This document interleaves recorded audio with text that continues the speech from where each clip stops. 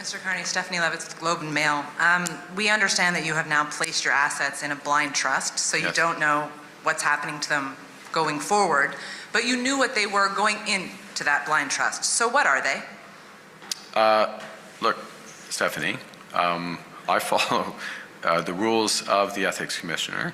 I'm following them well in advance of any of the requirements, as you know, because I know you know this. You know that these requirements come into effect in months. We're talking days after I became Prime Minister. So I'm complying with the rules of the Ethics Commissioner, going through the processes and all these things that are necessary.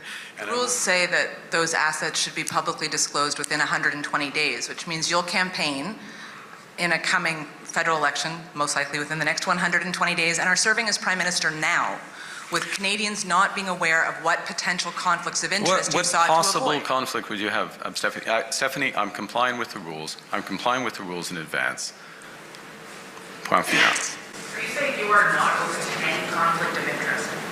Yes. Trump spent most of his life in the private sector. There's no possible conflict of interest in your assets. It's very difficult to believe.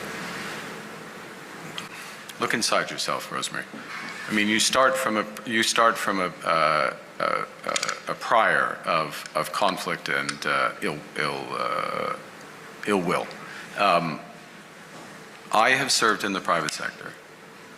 I have stood up for Canada. I have left my roles in the private sector at a time of crisis for our country. I'm complying with all the rules. Your line of questioning is trying to invent new rules.